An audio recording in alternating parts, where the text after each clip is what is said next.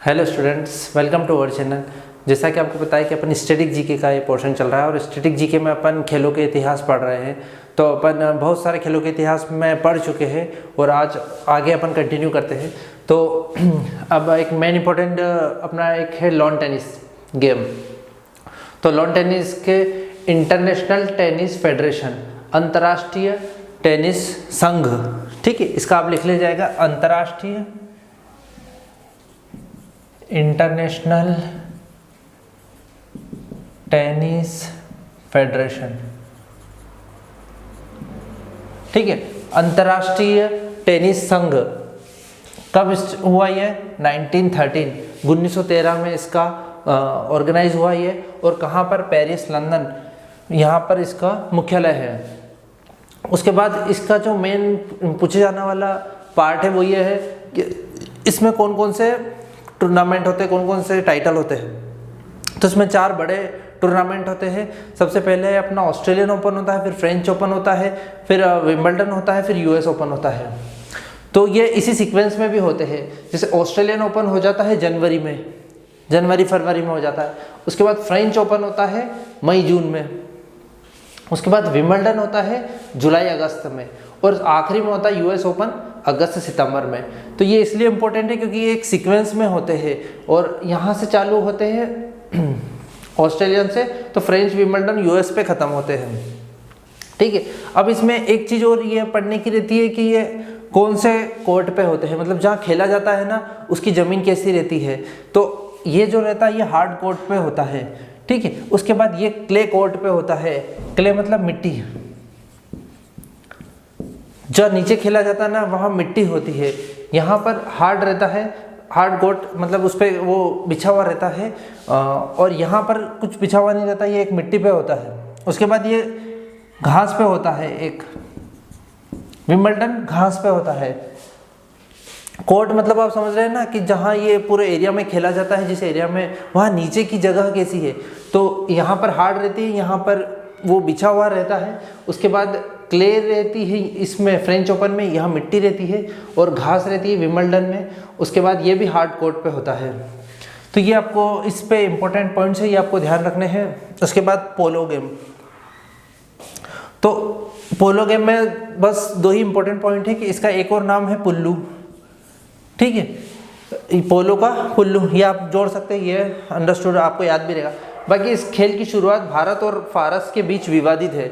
मतलब कुछ लोग बोलते हैं कि फारस के द्वारा की गई और कुछ का मानना है कि भारत में जो असम है ना अपना, वहाँ से इसकी शुरुआत की गई है। तो अगर भारत दे और फारस नहीं दे तब तो आपको भारत लगाना है, और फारस दे और भारत नहीं दे तो फिर आपको फारस लगाना है। तो आपको देखना है, ये बीच में विवादित है।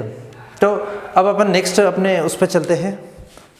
हाँ स्टूडेंट्स, तो आगे है अपना एथलेटिक्स। देखिए एथलेटिक्स एक बहुत सारे खेलों का एक ग्रुप है। तो जो खेलता है ना उस खिलाड़ी को अगर एथलेटिक्स बोलते हैं तो वो उसमें हर तरह के खेल खेलता है, तब जाके उसको एथलेटिक्स कहा जाता है। तो एथलेटिक्स जो है ना, अंतर्राष्ट्रीय एथलेटिक्स संघ, इसकी स्थापना कब हुई थी? 1912 में। और ये इसका मुख्यालय कहाँ है? मोनाको। मोनाको कहाँ? यूरोप में। तो ये इसकी सबसे बड़ी गवर्निंग बॉडी है, मतलब ये इसकी देखरेख करती है। इसी के अंडर सारे एथलेटिक्स के इवेंट्स होते हैं। अब एथलेटिक्स में शामिल खेल, एथलेटिक्स मैंने आपको बताया ग्रुप ऑफ खेल है, बहुत सारे खेल इसके अंदर होते हैं। तो कौन कौन से खेल होते हैं उनके कुछ एक फेमस नाम है, जैसे डेकाथलॉन, हेप्टाथलॉन, पेंटाथलॉन और स्टीपल चेस। बाकी इसमें बहुत सारे हैं, तो वो सब आपको पता है, जैसे शॉर्ट पुट, डिस्क थ्रो, वो आपको पता है। बाकी ये जो कुछ नए नाम है जो वो आपको मैं बता देता हूँ। देखिए जो ये डेकाथलॉन है ना, ये सिर्फ पुरुषों की प्रतियोगिता है। इसमें सिर्फ मेन पार्टिसिपेट करते हैं। इसमें 10 खेल होते हैं। अब 10 खेल में भी इसमें रेस होती है 3 तरह की, तो 100 मीटर, 400 मीटर, 1500 मीटर और डिस्क थ्रो, शॉर्ट पुट, बहुत सारे इसमें होते हैं। ऐसे ही हेप्टाथलॉन महिलाओं की प्रतियोगिता है, याद रखना। डेकाथलॉन पुरुषों की है, हेप्टाथलॉन महिलाओं की है। इसमें 10 खेल है, इसमें 7 खेल है।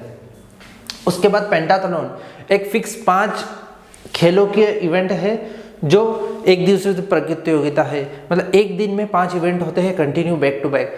तो 5 इवेंट होते हैं, 5 खेल होते हैं एक ही दिन में, तो इसको पेंटाथलॉन बोलते हैं। उसके बाद स्टीपल चेस। स्टीपल चेस एक 3000 मीटर की रेस होती है जिसमें जो बाधाएं रहती, हर्डल्स रहती है, वो पानी के रूप में होती है। मतलब आपको थोड़ा तैरना है, फिर उसको रनिंग करना है, थोड़ा तैरना है, फिर रनिंग करना है, तो ये भी बहुत टफ होती है। तो ये एक एथलेटिक्स से जुड़ा एक पार्ट था।